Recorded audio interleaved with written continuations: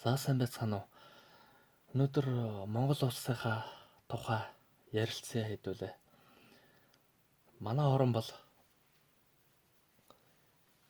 хэд хэдэн онцлогтой улс байна. За нэгдүгürt Монгол улс бол салхины их болсон улс юм. За салхины их гэж юугаа хэлээд байна гэхээр зэрэг Монгол орны салхи бол үндсэндээ дандаа баруун хойноосоо салхилж байдаг. Баруун хойноосоо урагшаагаа салхилж байдаг.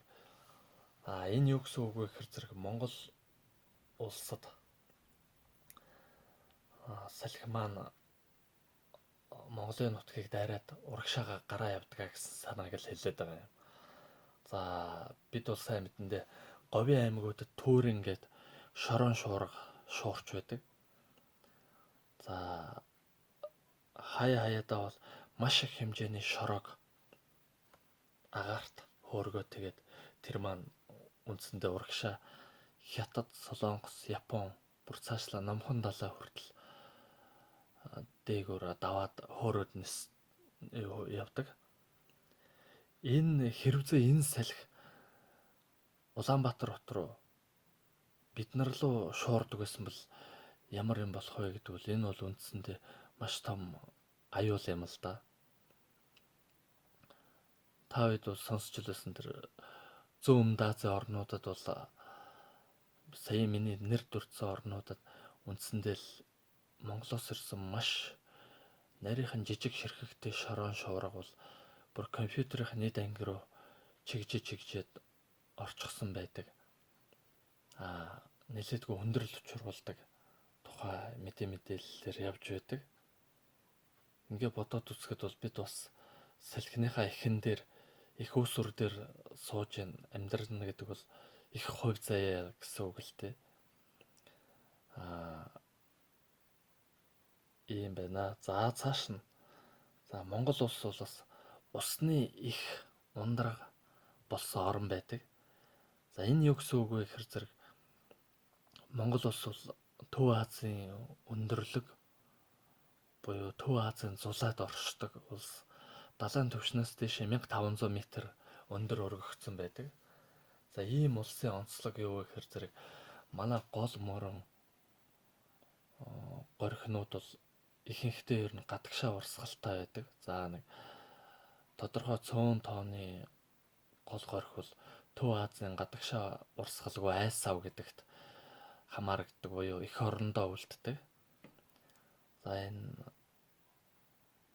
ийм өндөрлөг газрын давуу тал гэхээр та бидний ууж байгаа, хэрглэж байгаа бүхэл тэр хүнсний болон ахуй хэрэглээндээ ашиглаж байгаа ус маш цэвэр, хамгийн цэвэр усыг та бид уудаг, хэргэлдэгэ гэж хэлж болно. За ингээд та бидний уусан, хэргэлсэн усыг л үндсэндээ манай хоёр хөрш хэрглэж байна гэдгийг бол сайн ойлгох хэрэгтэй. Зүгээр нэг ингээд төсөөлөд үзье л дээ. Хэрвээ хоёр хөршийн хэргэлдэг усыг бид хэргэлдэг бол ямар байх байсан бэ гэд төсөөлөд үзье. Өөрөөр хэлбэл бид газрынхан нам доор газар энэ хоёр хөршөөгөө хэргэлсэн усыг хэргэлдэг байсан бол үндэ бол энэ бол ботхоос ч аимшигтай зүйл.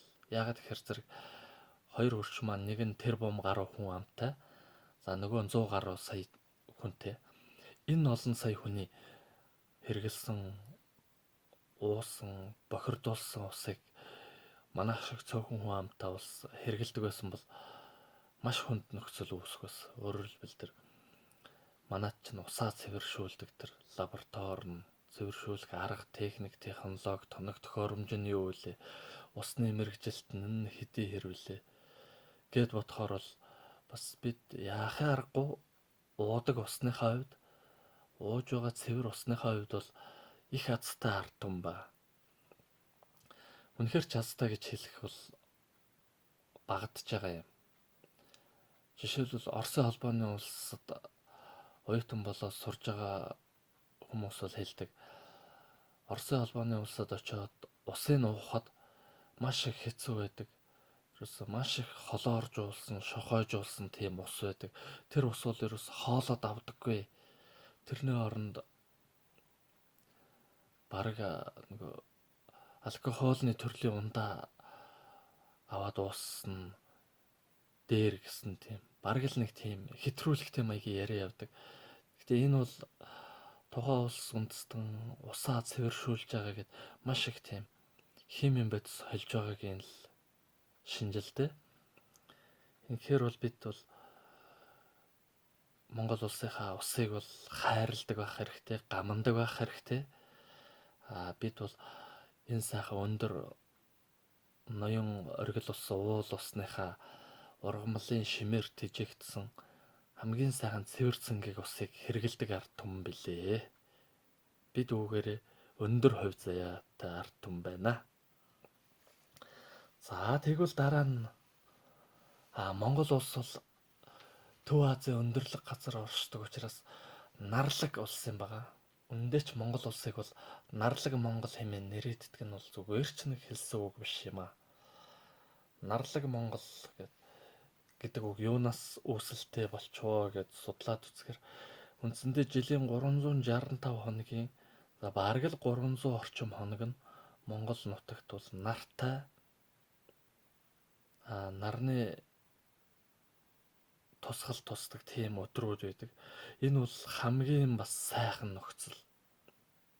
Үндсэндээ бол та бид мэднэ зүүн өмнөд Азийн орнууд болон баруун Европын орнууд болохоор зэрэг маш их чиглэг, маш их манантай, будантай түүнийгээ дагаад байнга л бороо орж байдаг. Ерөнхийдөө Монгол улс нарлаг улс болоод ч тэрөө манай ард иргэд бол их хэмжээний бороо хэдэн өдрөөр үргэлжлээд ороход бол ер нь сүүлдээ залхдаг, дургуйцдаг, бороо зогсоосоо гэж хэлдэг. Бид бол харьцангуй нартай нар мандсан дулаахан өдрүүдэд байх дуртай ард түмэн бусад тэр бороо их ордог үндэстэн хүмүүсийг бол бид харьцангуй нарандаа ойр нартайгаа хамт байдаг болохоор бас л энэ бол сайхан завшаантай хэрэг юм. Маш олон хүмүүсийн дурсамж дуртатгалд байдаг. Монголынхоо сайхан нарлаг цаг агаарыг санаж байна. Монголынхоо нарлаг өдрүүдийг хүсэж байна гэд. Наад зах нь зүүн өмнөд Азийн далайтай их ойрхон улсуудад болохоор өмссөн хувцас байнгын чийг даадаг. Үүнийгээ дагаад угаасаа хувцас хатдаггүй. За орондоо ороход чийг даасан байдаг гэх мэт хүндрэлтэй зүйлсийг бол хэлдэг. Ийм улс орнуудыг бол бид бол нартай орны нартайгаа хамт инээсэн ард түмэн байна.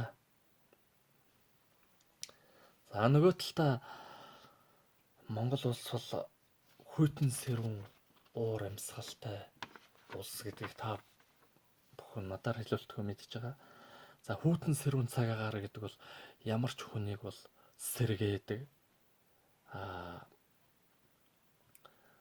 Хүйтэн сэрүүн цаг агаар хүний биед бол төвчээр суулгадаг, өлчээр болгодог.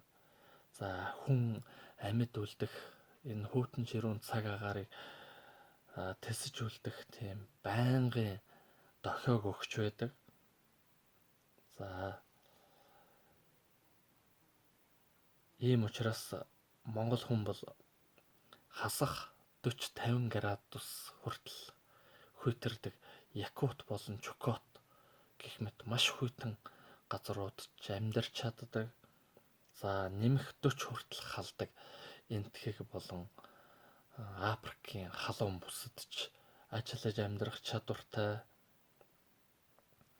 За энэхүү дөрвөн улирлын ээлжлэн солигддог хүйтэн сэрүүн цаг агаар гэдэг бол Монгол хүнийг бол их олон талаар эрч хүчтэй, биеийн эрүүл мэндийн хувьд харьцангуй тийм байгаль дэлхийд дасан зохицох чадвартай болгож өгсөн байдаг.